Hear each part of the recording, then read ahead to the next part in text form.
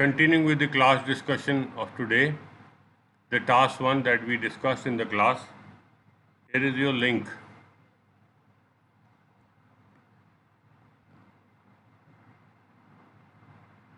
This is the opening of the task. It's about the UK and the year is 2007.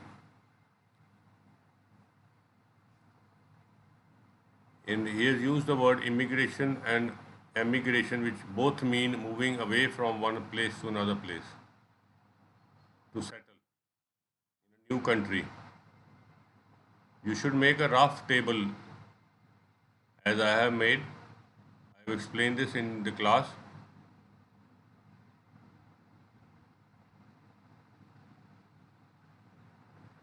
So some of the points for both, maximum percentage of people went for definite job, 30.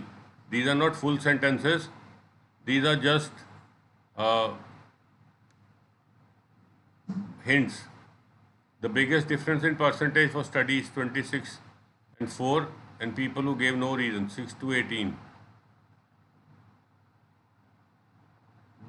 The percentage that is steady is people who go for accompanying somebody, around 15 to 13. The other reason 11 to 14. So you can write the golden words are reusable in your own task. The given pie chart depicts and contrasts or correlates variations in the data about the main reasons why people immigrate from the United Kingdom and those who emigrate away from it. The study is about the year 2007 and is calibrated in the percentage of people.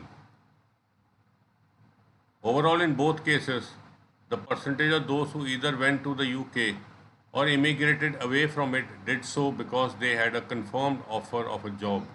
Note how, in both cases, the percentage of the biggest difference was in the percentage of those who moved for the reason of getting formal education.